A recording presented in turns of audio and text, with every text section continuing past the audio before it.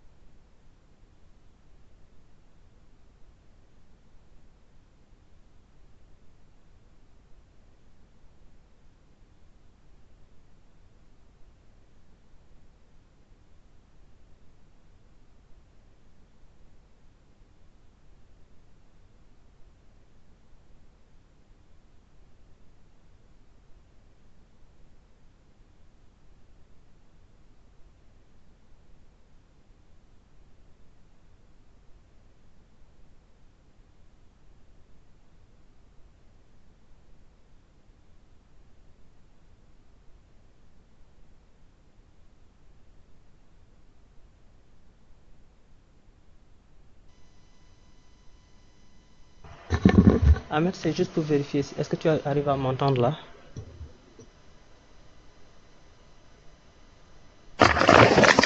Oui, Alassane, on t'entend. Ah, ok, d'accord. Merci beaucoup, Mariama. Mhm.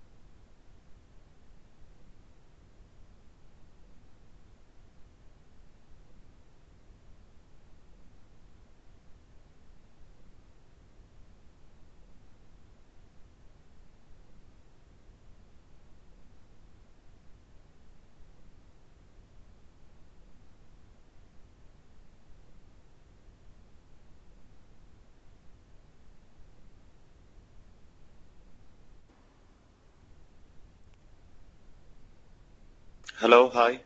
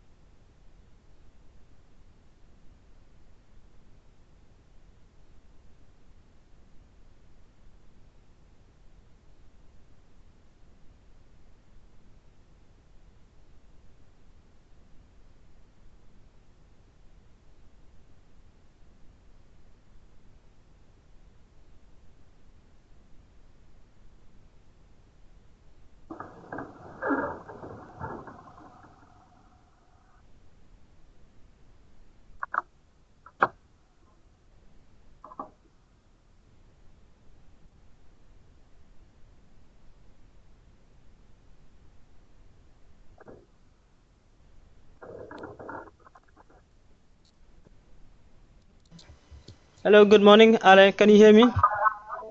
Good morning. I can hear you. Okay, thank you. Welcome. Thank you so much. Okay. Uh, Sorry for being late. Okay, so we can start now that the presenter is here. Debussy, are you here? Yeah, Can I'm you hear online. us? Hi, hello. Okay, hi Debussy, hi everyone. So everyone will be muted except for Debussy Araba, the moderator, and the presenter. Okay. Well, thank you very much, Hala. Good afternoon or good morning, everyone, depending on where you are. Um, I'm assuming everyone can hear me. So welcome to this webinar series hosted by the Malabo Montpellier panel. My name is Debussy Araba. I'm a member of the panel and the director for Africa at the International Center for Tropical Agriculture. SIAT is one of the 15 centers that come together to form the CGIAR. So we're here today to learn and also discuss on how Rwanda is transforming its agriculture sector through mechanization. We have a colleague, Alain, NZEYIMANA, who will be making a presentation shortly. So just a little introduction about the Malabo Montpellier panel. It convenes 17 experts in agriculture, ecology, nutrition, and food security to guide policy choices for African governments to accelerate progress towards food security and improved nutrition in Africa. The panel's work identifies areas of progress and positive change across the continent and assesses what successful countries have done differently. What we then do is we identify the most important institutional innovations and policy program interventions that can be replicated and scaled up by other countries. So mapping and collating lessons to be learned. And since January 2017, the panel has published 4 reports. Nourished, How Africa Can Build a Future Free from Hunger and Malnutrition. Mechanized, of course, that we're talking about today, Transforming Africa's Agriculture Value Chains. Water-wise, Smart Irrigation Strategies for Africa. And of course, our most recent publication, Bite by Bite, on digitalization in African agriculture. Of course, the panel then hosts 2 forums every year to facilitate dialogue and exchange of ideas among high-level decision makers across the continent. The most recent one on digitization was hosted in Kigali a few weeks ago. So the MaMo Forum is an invitation-only event, seeks to create a space for policymakers to exchange issues of strategic importance in the context that is free from domestic pressures. Of course, we then have our webinar series that you are all, we're happy to have you all a part of today. So without taking too much of your time, I want to give you a structure of how we will engage in discussions today. This should take us no longer than a couple of hours. After I'm done with a brief introduction, I will introduce the speaker, who will make a 30 to 45-minute presentation, a technical presentation on Rwanda's case on mechanization. And then we would then welcome our listeners and participants to frame their questions and dialogue in the thematic area that we're discussing today. So again, just to reiterate what Hawa mentioned, housekeeping rules, please keep your microphones muted. I will mute mine once Alain comes up to speak. So without further ado, I'd like to introduce our speaker today. Our presenter is Alain NZEYIMANA. He's an agriculture mechanization specialist at the Rwanda Agriculture and Animal Resources Development Board. Now, Alain, from Alain's presentation, we're hoping to learn how Rwanda is transforming its agriculture sector. One thing, Alain, before you begin, I wanted to allude to a recent article I read by a colleague of yours, the CEO of the Rwanda Development Board, where it was mentioned that Rwanda is currently creating 30,000 jobs annually, new jobs, and that Rwanda has moved from nearly 100% donor-funded public sector budget to about 14% funded by donors. So it's the economy has grown significantly over the last 25 years. So the agriculture sector, of course, forms a big size of the Rwandan economy. We know the terrain is challenging in most parts, of course, because most of the agriculture land holding is less than 1 hectare per farmer. But also because of the terrain in Rwanda, steep hills. For those who've been to Rwanda, you know it's a very hardy terrain. But there is something that Rwanda is doing successfully, and so hopefully, Alain, from your presentation, we will be able to glean what the secret sauce that you're cooking in Rwanda. So at this point, I will hand over to you. Over to you, Alain. Yeah, thank you so much. I'd like just first of all to make sure if everyone is watching my presentation.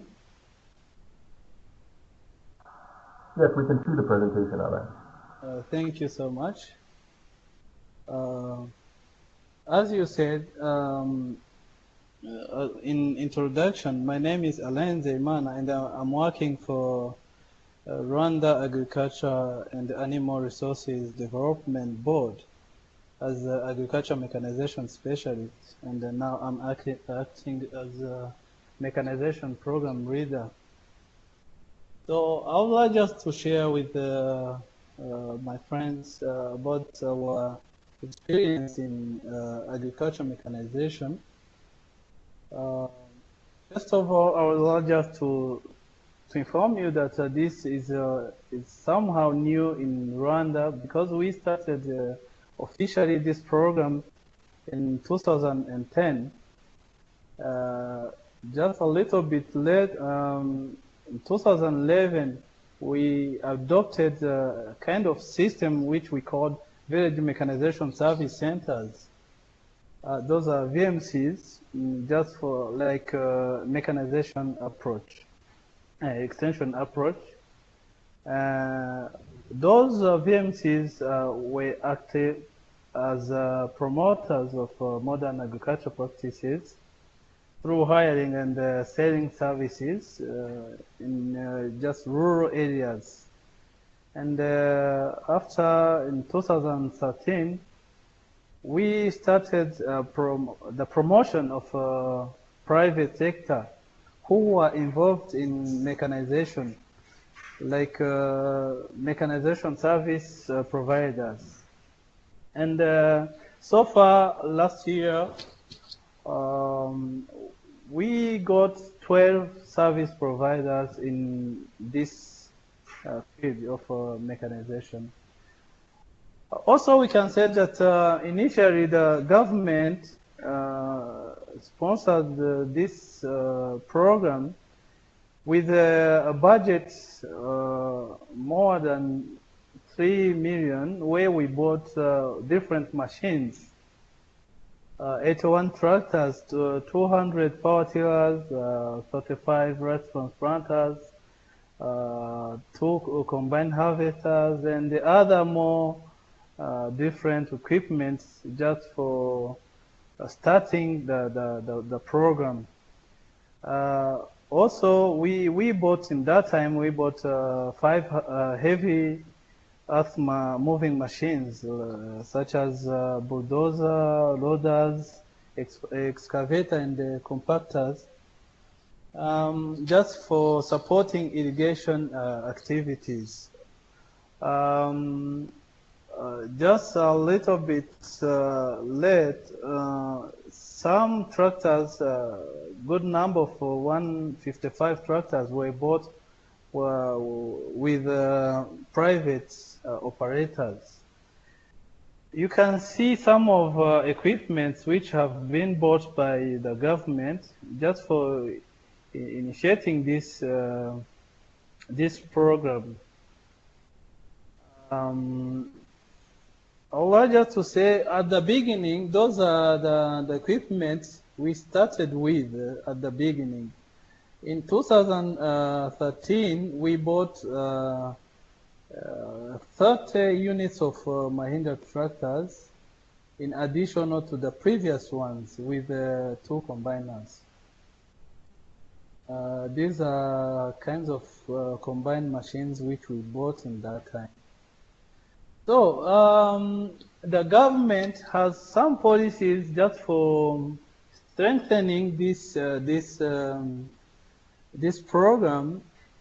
As we said, it was a new program. It was a new technology in agriculture. So the government was supposed to strengthening it, and that's why the government set some policies just to support this program. As the policy one, the government set the policy for promoting and strengthening a private sector, and then agricultural mechanization service delivery and marketing services through the following actions. Just supports the establishing farm machinery hiring centers. Those are VMCs, which I said above. Supporting in mobilization of farmers and cooperatives by doing the demonstrations, the trainings through the VMCs. Maybe later we will discuss about activities in the VMCs. Also providing conductive environment for local assembly of machinery and equipment through tax cuts and incentives to investors. Here we will discuss how the government can exempt some taxes for farmers and for investors. And linking the service providers with financial institutions. And for the policy too, the government is promoting agricultural mechanization research and technology development for efficiency and effective through the following actions. Just establishing a center of excellence for farm mechanization, which is under establishing. Now it is under construction. We will discuss about it a little bit later. Supporting and carrying out on farm demonstrations of suitable machinery, testing and certification of suitable machinery, enforcing standard for machinery in collaboration with Rwanda Standard Board, certification of local manufactured agriculture machinery in collaboration with RSB, Rwanda Standard Board. The policy focused 3, promotion of investment and financing in the mechanization through the following action. We have the promotion of PPPs to render mechanization services across different value chains, enable an environment for a private sector-led mechanization development through access to credit facilities and favorable roles. As the policy focus 4, development of human capacity in the mechanization sector through the following actions: inclusion of mechanization curricula in technical and vocation education and training, which we call TVT institutions. Demonstration of on-farm machinery and practices. Networking with regional and international organizations involved in agriculture mechanization. Here we talk about some trainings which are an organization with some collaboration with summits and other different organizations. We have also some achievements, also success stories. So far, since the beginning of this project, we have prepared the land, which is over 40,000 hectares across the country. And if we can evaluate the farm operations, now we are at 25% with all, if we can consider different operations of farm mechanization. Here we can say land preparation, planting, crop treatment, harvesting, pre and post harvesting. About the strengthening of capacity breeding, we trained more than 2,000 farmers, 60 agronomists, 200 tractor operators. We have also, we made a promotion of private companies. So far we have 5 new suppliers of machines which are here in Rwanda, which sell the machines. We have ETC Agro from India, we have Ronagro, we have SGC, we have Triumph Rwanda, which is new, but which came with a potential. We have also GCB. And other more companies are coming in this business, which is very interesting. And we have also other private companies which are involved also in hiring system. We have SBTC, we have AgriMech, KNU, Mechanized Services, we have RMAF, Agresor, we have Nagrico, Muvumba P8, this is a cooperative, which is very interesting. We have Mukunguri and the Triumph Rwanda. Triumph Rwanda is involved in selling and at the same time with hiring. These are some activities which are done just for boosting these activities. We can see the picture which you are seeing. This is a training of agronomists on the power tiller, two-wheel drive tractor. Those are different demonstrations and the training which we made just to mobilize people about the technology of in agriculture. This very interesting picture, you can see one is the lady which is performing first tillage with an instructor, and the man who is there is performing the second tillage. Those are activities which were done in the VMCs just for promoting the mechanization in different districts of Rwanda. Let's say about, let me come back on the Center of Excellence, which we help us just for capacity building, because now we are emphasizing on the capacity building of small farmers. This center, which is under construction, will help us for capacity building. You can see the main ones, research and development. We have capacity building, we have testing and quality control. We have different departments which will be under this center, which we help for capacity building, for getting the appropriate machines which will be used in mechanization here in Rwanda. This is the layout of the center. It's just to share with you about this center. We have also some challenges so far. I can say some of challenges maybe which are most common in different countries of Africa. So far, we can say that we're still having a low purchasing power of most of small-scale farmers. There is also a higher repair and maintenance cost due to the availability of spare parts on local market. Inappropriate machinery for pre and post-harvest handling, primary processing, and value addition in agriculture sector.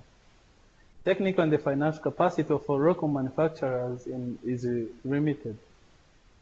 A poor infrastructure that can't allow use of farm machinery. As you were saying about our terrain, we have terraces, and among those terraces, it's just difficult to find roads which can allow the machines to go and perform different activities in those terraces.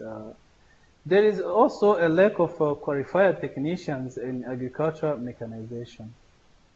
So among these challenges, I can say also that there is some solutions which the government is emphasized on, like for the low purchasing power. So far, I'm gonna discuss about the solutions, even if they are not mentioned in this presentation.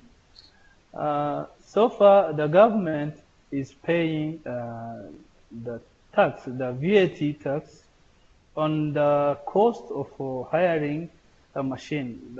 As I said, we have mechanization service providers which provide the service to our small-scale farmers.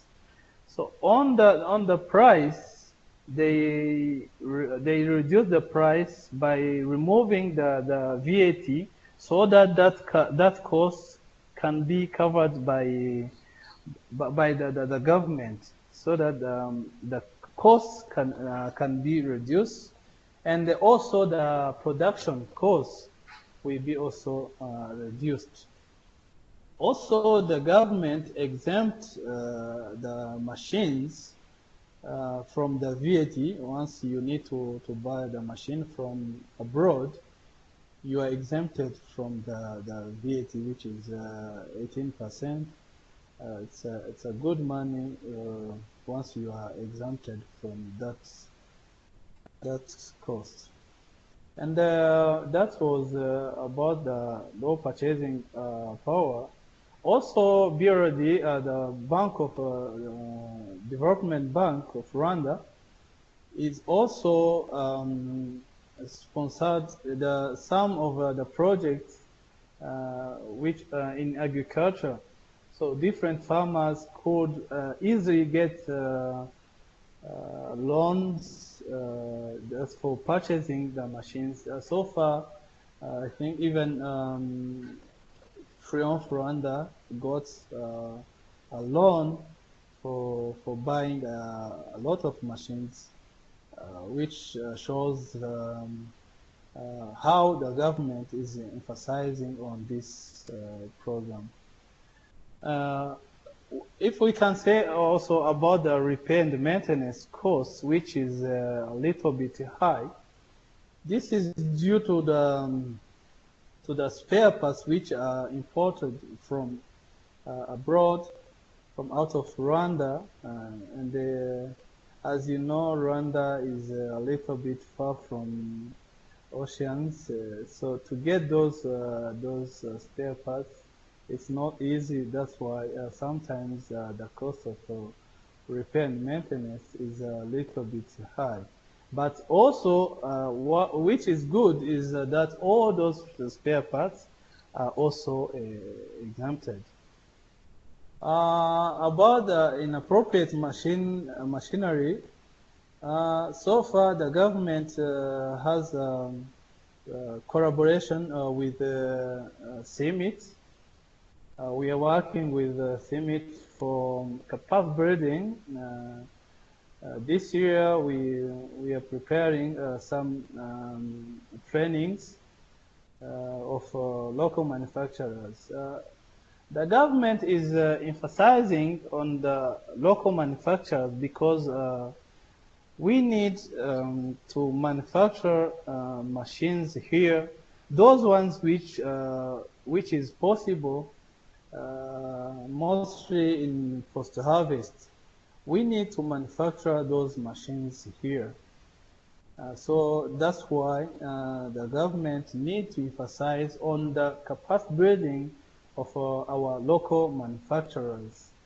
And this is why even the technical schools are involved here, so that together we can make something which is very, very big, and which can be fruitful for the future of this program. Also, as I said above, technical and financial capacity of local manufacturers is limited. That's why the government is emphasized on the capacity by facilitating these local manufacturers, getting the trainings, getting the loans from the banks, from BRD. Yeah, so we hope that this in future, this will not allow the challenge. As I said, due to the terrain, we still having poor infrastructures, which cannot allow farm machinery easy to perform activities. But we still having a lot of work. Also, we have the fragmented land, which is a big challenge for us. But the government is also emphasizing on the mobilization of farmers about the land consolidation. So far, we can see that there is a good improvement on the land consolidation, so that it can allow the mechanization to perform different activities. About the lack of qualified technicians, through the partnership with different countries such as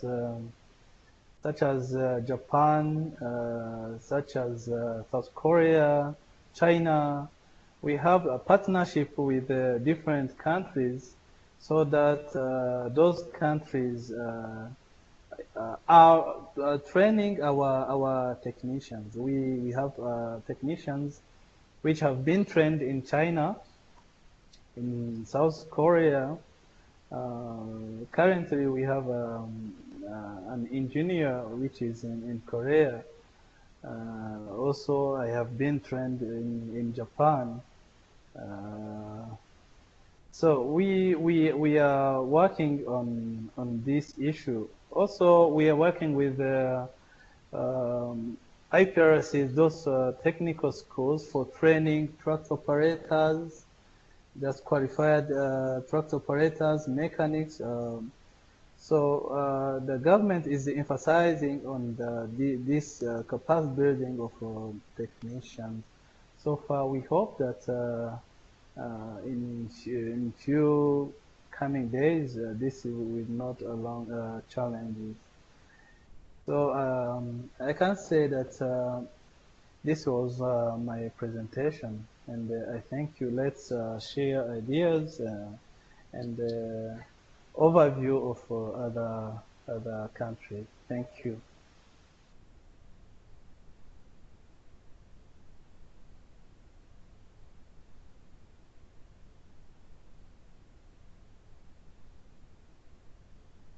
Thank you.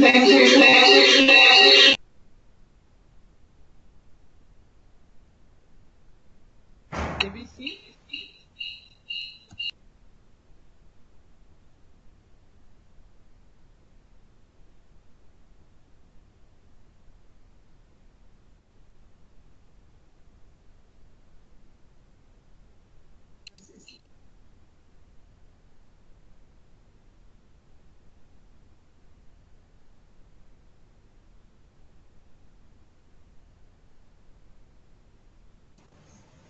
So thank you.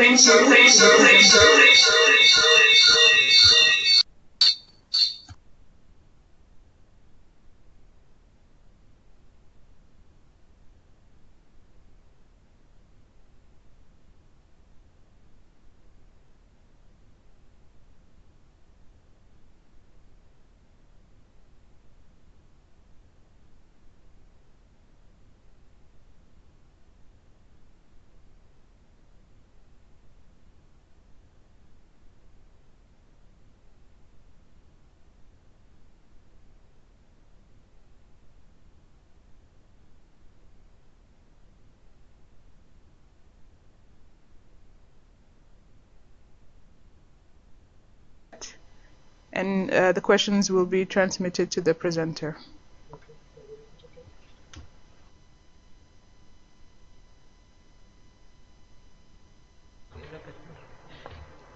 DVC, can you hear me? Hello, DVC, can you hear me? Yeah, okay. So, DBC, we have a hard time hearing you. So now that the presentation is done, we will start taking questions from the audience. So please send me your questions via email or here in the chat.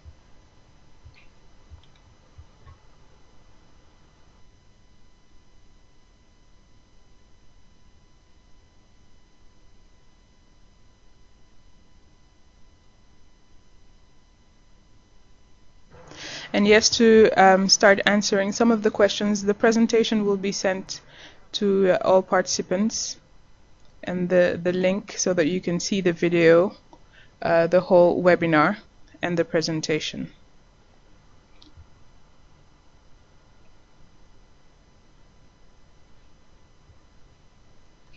So maybe DBC should log. Can you tell him to log out and log in again?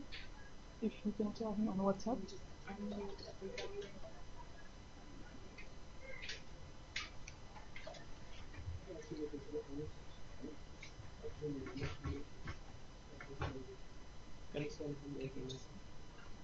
Let me just tell him to log.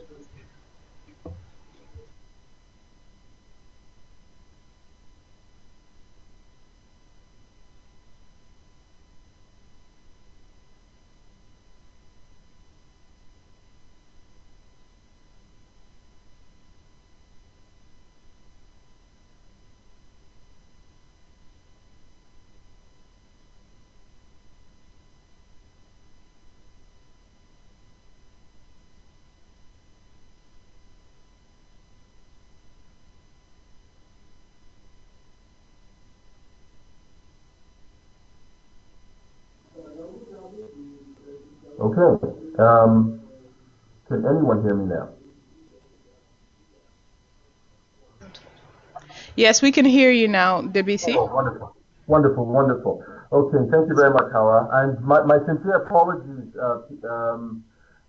colleagues. I have no idea what happened. The gremlins of the internet conspired to silence my voice, but I will not remain silent. Alain, thank you very much for the presentation. So we got the opportunity to listen to Alain, and also he ended, of course, with the 6 challenges, shall we say challenges / opportunities of mechanization in Rwanda.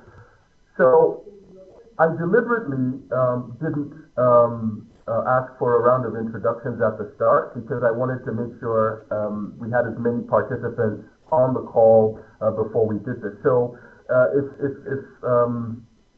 if you wouldn't mind, could we go through a really quick round of introductions, telling everybody else who you are, where you work, and your interest in mechanization? Whoever wants to go first. Perhaps Mohammed, would you like to go first? Okay, so everybody's unmuted. If you want to take the floor and present yourselves, please. Okay. Hello. Thanks for this opportunity. I am Mohammed Thamer, reporter from Alain Charles. magazine in Dubai. And here I am. Thanks for this lovely introduction. And I'm just now writing the question. Actually, I have two questions. So if you allow me to send it to you, then you can, I mean, after the other panel or the other round, so you can ask my question. Yeah, that's fine. Thank you, Mohammed.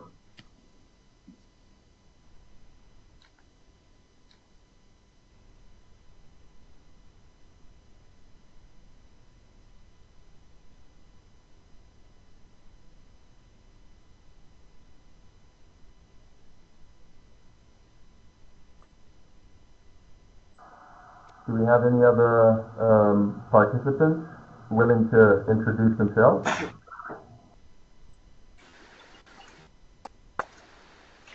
Hello, can you hear me? Yes, we can, James. Hi guys. My name is Rex Oratakai, and I'm an international development consultant. I'm actually working on a project with the IMSA team. It's a project funded by DFID in Rwanda. And I have been to Rwanda I was in Kigali in February, exploring mechanization opportunities within the agricultural value chain. So this is it's of importance to me. I have quite a few questions, but I would save them for later because some of my findings from talking to market actors in the market are giving us completely somewhat different perspectives, and I'm really interested in what Alain has said, and maybe we can explore that a little bit later. All right, thank you, Rick.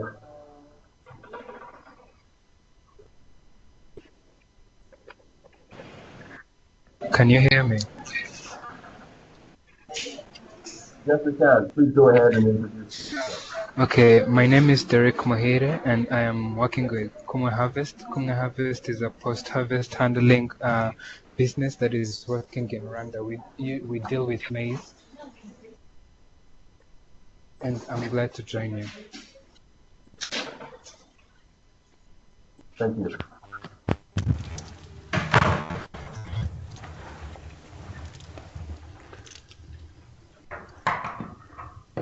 Hello, can you hear me? Yes, we can. Please go ahead. Hi, this is James Metcalf. I represent an organisation called AgDevCo. We are an investor exclusively in African agricultural businesses. We've got about 60 or 70 businesses across the continent and 3 businesses in Rwanda, so we have an active presence. And actually working in Rwanda under the IMSA program that was referenced previously. Thank you very much. Pleased to have you here. So just to reiterate what Howard had mentioned earlier, if you would all be so kind as to type in your questions in the conversation box to the left, and then we will collate these and then go through a round of Q&A with Alain.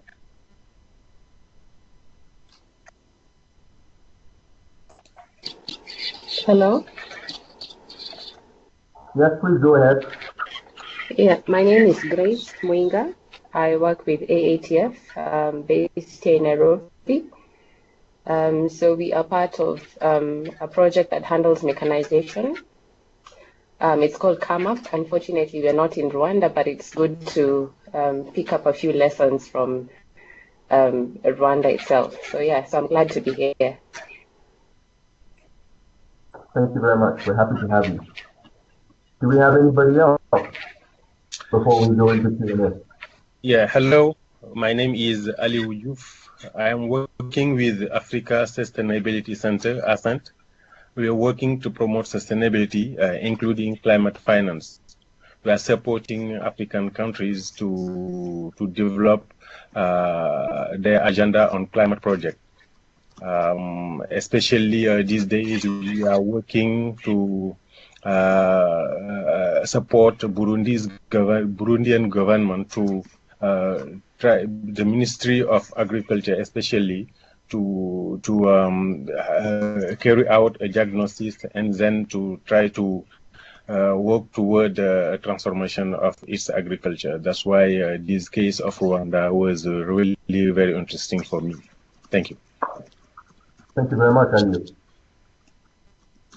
Okay, I think we can move into Q&A if we have no more yet.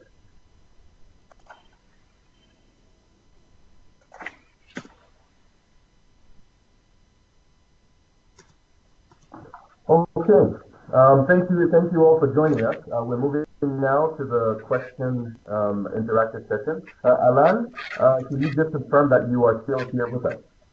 Yes, I'm still here.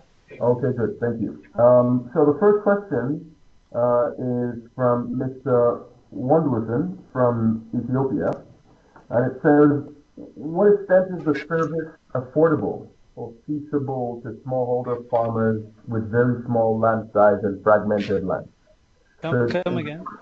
So how is the mechanization commercially viable, considering that we have smallholder farmers or farmers with small farm holdings and fragmented land?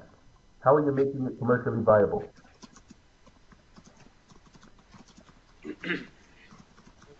Go on with the question, or I think let's go with this one. Let's start with this, and then we'll take the next ones in batches of two.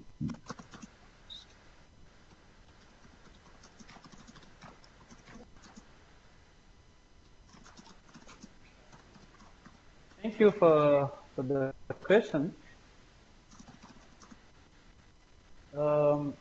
If I can base on the experience here in Rwanda, as I said, the government, Rwanda also has scattered land, and this was previously a very challenge for mechanization. But so far, as I said, the government is emphasizing on land consolidation. As you know, either you can use small machines like power tillers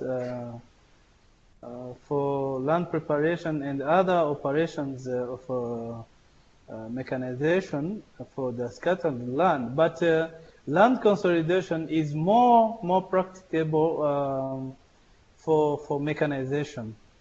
So I think I can recommend to the government of Ethiopia to emphasize on the land consolidation in order to sort out or to resolve that problem of scattered land. Yeah, because that was also a challenge for Rwanda too.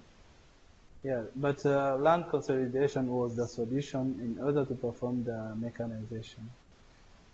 Thank you.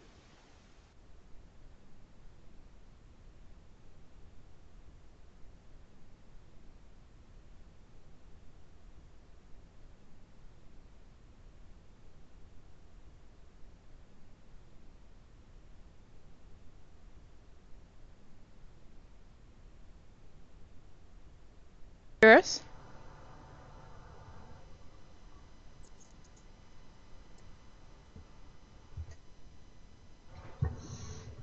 DVC, can you hear us?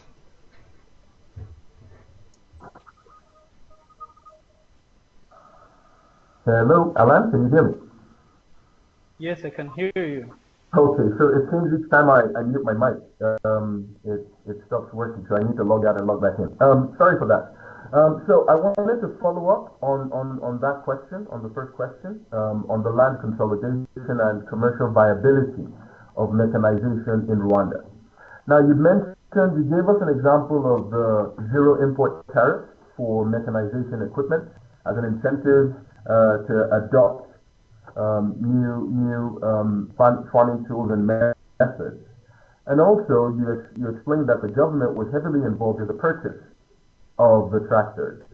Now, one follow-up question to the first one was, how is the government, or how is Rwanda transitioning from a government crowded mechanization purchasing sector to a private sector adopted and financed mechanization system. Is that transition well on its way, or are there any challenges in getting the private sector to adopt mechanization in a commercial context? Thank you so much for that question, which is very important to understand how the government is moving from government involvement to private sector. As I said, in 2013, we started promoting private sector to be involved in mechanization. So in that time,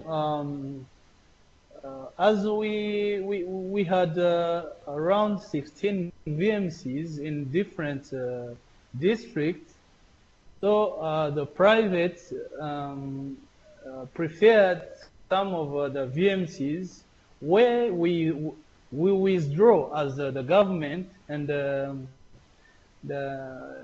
private sector, those mechanization service providers, take those VMCs in responsibility. So now there are private companies which are running the business in those VMCs, mostly in Eastern Province, because we have a potential of mechanization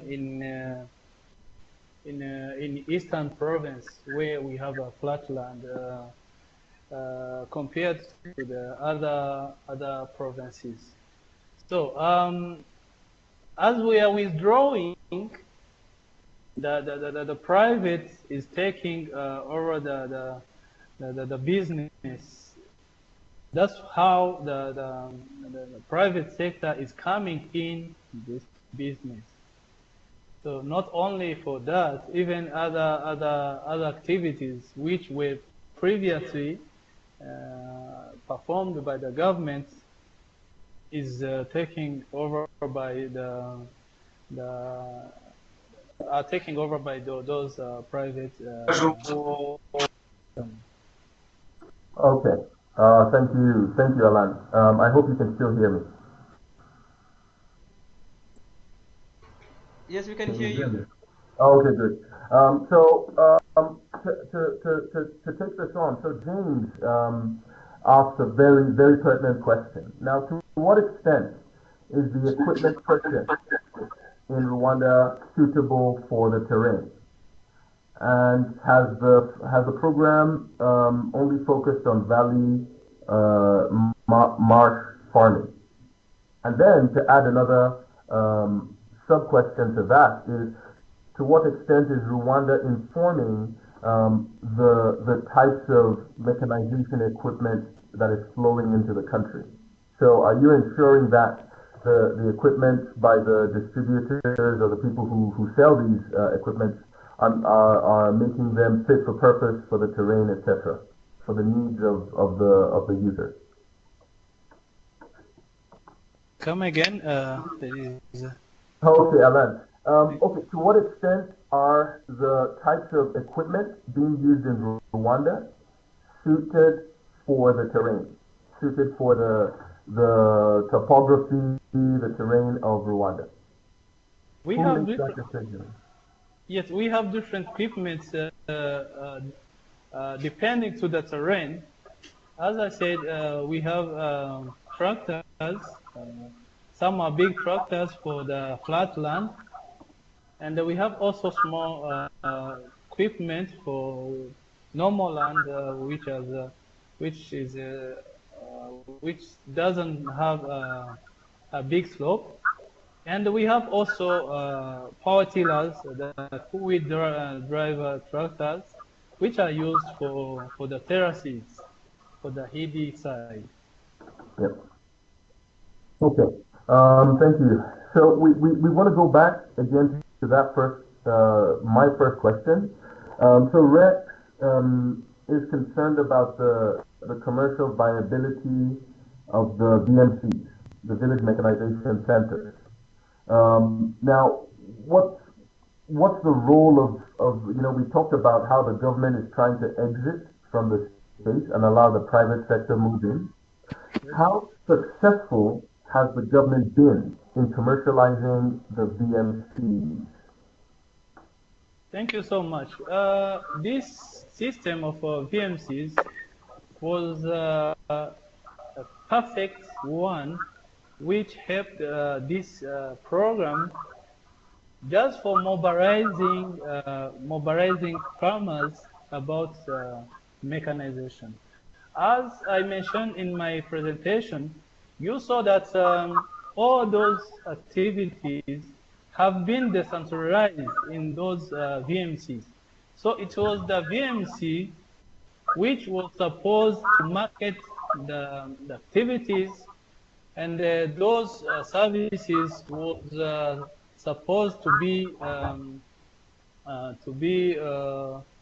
given at a VMC center level, so that the farmer could acquire the service easily. You can see that getting the service from the headquarters is not like to go to the village where you can find everything there. You can find the machine at the village level. So that was a good approach in order to mobilize farmers for using the machines. And it was really successful. Thank you. Okay, thank you, Alain. Now, another question.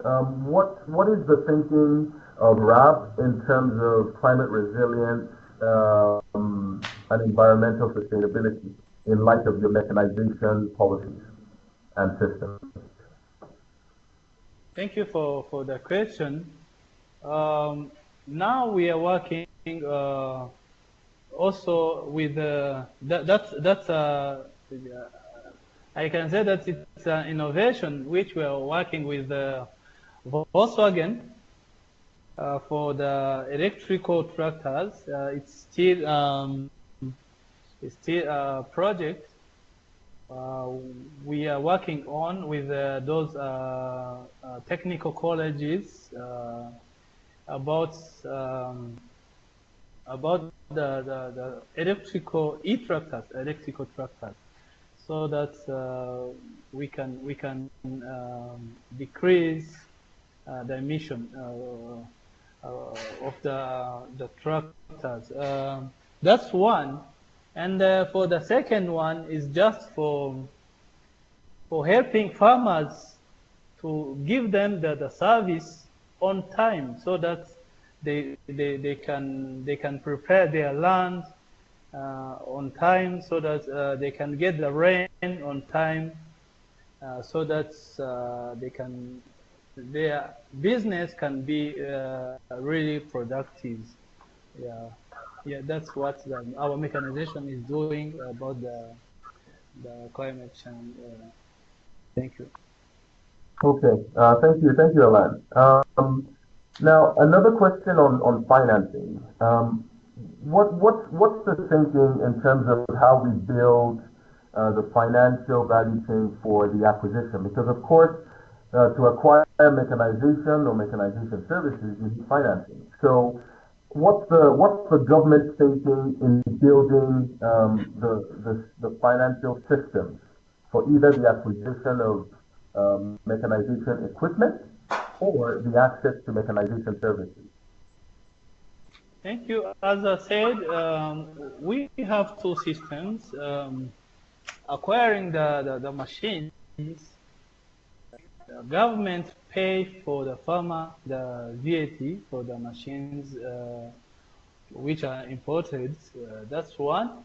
And for the machine, for the service, the government pay the VAT on the service, on the cost of the service.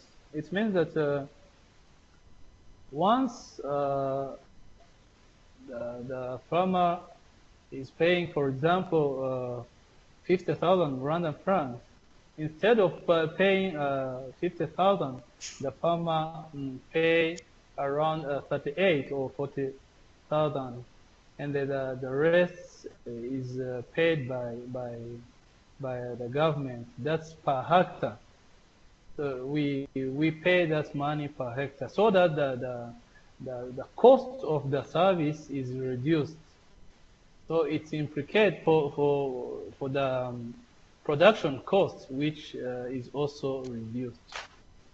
Thank you. Okay, thank you very much. Okay, thank you very much, James. I guess James Metcalf has left us or is about leaving us. Now, for a follow-up question, Alain, yes. In terms of the local mechanization capacity in Rwanda, is there a system where Rwanda is informing the design and development of country-specific mechanization equipment? So equipment specifically meant to cater to Rwanda based on its unique terrain, needs, etc. Is there anything like that in country? As I said, so far there are post-harvest machinery which have been made here in Rwanda only. But we need, as I said, we are constructing, we are establishing a center of excellence, which will be in charge of research and development. So, and we hope that more machines will be developed in that center. We need to develop different prototypes, which will be given to the different operators so that they can produce those machines. We hope that in next year, as the center is expecting to start next year, so we are hoping that different prototypes of machines will be produced in that center. But so far, we produce some small threshers for rice and wheat. We have also maize shellers, different maize shellers, which are produced here. But still, we have the problem of the appropriate, and you can see that there is a lack of good knowledge on our local manufacturers. So they need to be trained so that they can improve the quality of the machines which are produced here. That's why we are working hand in hand with the summit, so that those local manufacturers can be trained in order to produce good machines. Yeah, that's it. Thank you. Okay. So I have another question from Rex. So the supply, Alain, the supply of most tractors is done by tractor dealers. It appears they do not offer tractor or mechanization services, land preparation, harvesting, etc. to smallholder farmers. That's because their interest is primarily focused on selling their equipment. Now, what's the government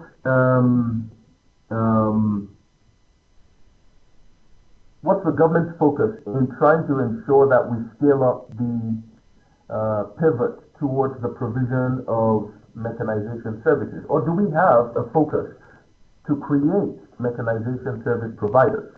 And what sort of support is the government looking to provide to them to ensure that they can get their services to the right consumers? You're, as you said, let's take example for Triumph Rwanda.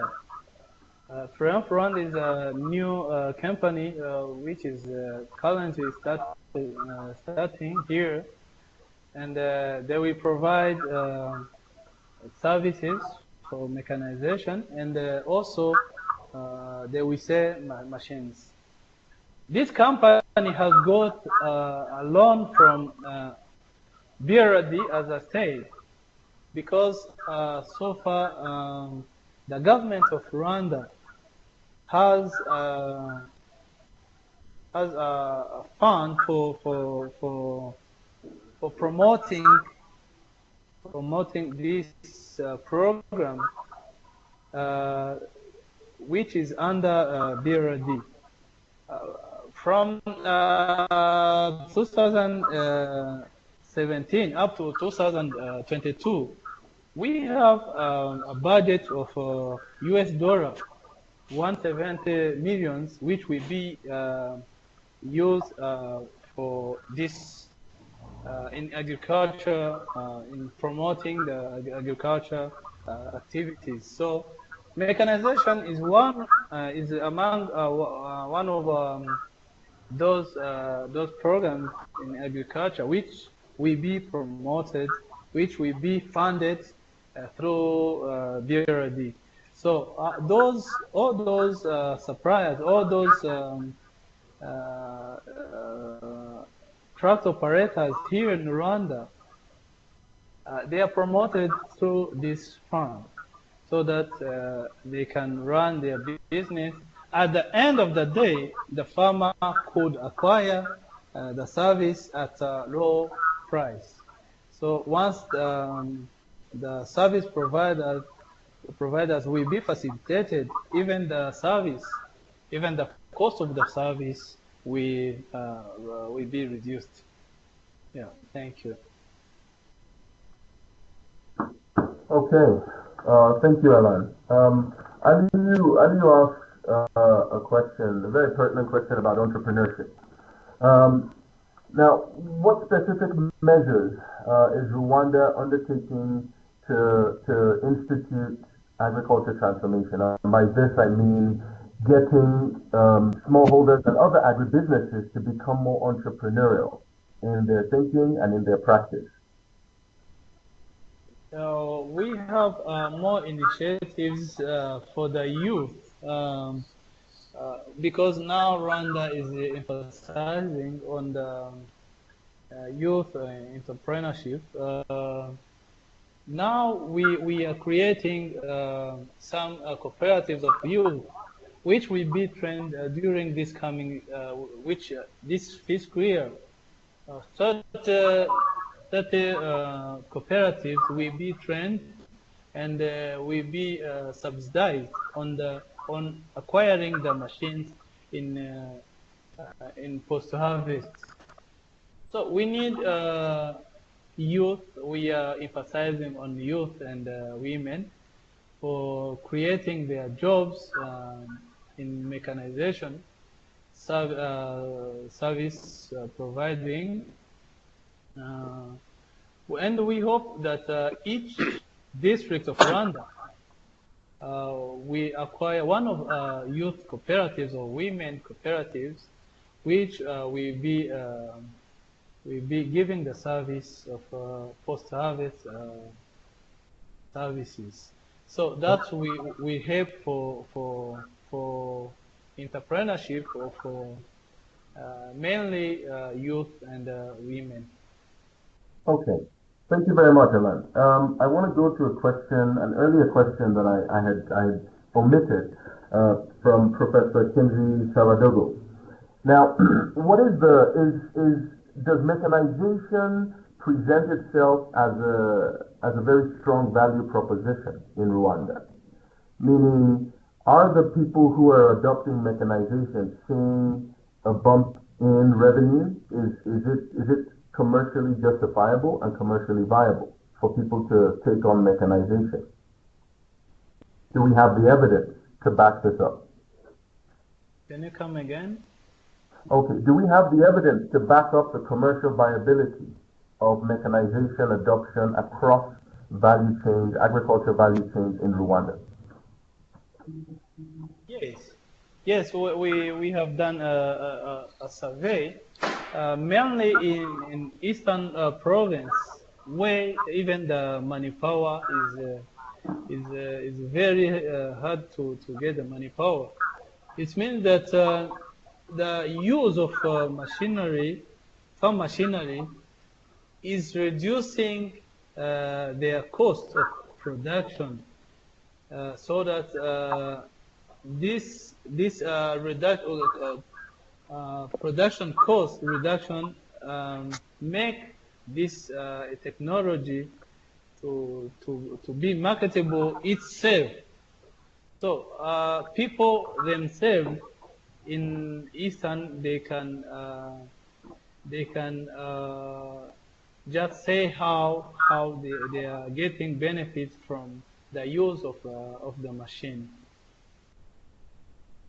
Okay, thank you, Alain. So what I want to say is, okay, so looking at mechanization in a very broad global context, we know that the adoption of mechanization increases productivity and in some ways can also reduce the anthropogenic impact on the environment. Now, but to get mechanization adopted or introduced and adopted, we really, unless you have unlimited financial resources, you want to connect mechanization to a value proposition. Now, where are we on the journey of connecting the adoption of mechanization, meaning as a proxy for increasing productivity, to a strong value proposition in agriculture? So do farmers in Rwanda need mechanization, the adoption of mechanization at this point? Do we have a strong case for it? Yeah, I can say that even if we have some achievements, good achievements, but we're still having a long journey, because as I said, we are at 25 only of farm operations so far. We can we can say that that the Eastern province is the more which the land have been mechanized, or which the people understand where the mechanization. Even if we have other regions which understand where this this technology, and we are emphasizing on the promoting service providers to go and serve those people. But we are still working on the mobilization of other regions, mostly in Western province and the Northern province, where the terrain is a little bit challengeable because those regions are the hilly regions where you can find long mountains. So they use terraces, and mechanizing those terraces is still a big challenge for us. So as I said, we have a long journey, and we need to work on the research about the appropriate machines which could mechanize those land. That's still a big challenge from Rwanda. Also, I would like just to come back on the previous question. I forgot to mention that there is an intelligence market survey on mechanization, which have been done by EFC here in Rwanda, which shows opportunities, which shows demand, and the potential which is here in Rwanda, so that it can allow even other private companies which would like just to invest in this business. Thank you. I would like just to mention that. Okay. One last question from Rex on the VAT rebate, Alain. So of course we talked extensively about this as an incentive to bring in equipment, mechanization equipment into the country. Rwanda's done this. I know Nigeria has tried this, and I have my personal experience from my time working as a government advisor on how successful that was. So Rex wants to know, how successful has it been, the VAT rebate? And in terms of the bureaucracy, is it actually working? Do we have the statistics to show that the rebate is creating, or the zero VAT is creating an incentive for increased flow of mechanization equipment into the country?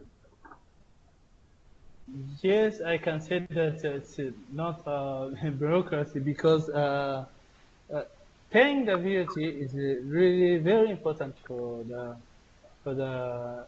those private companies, not only for buying the equipment, but also even for the service, which helps a lot for the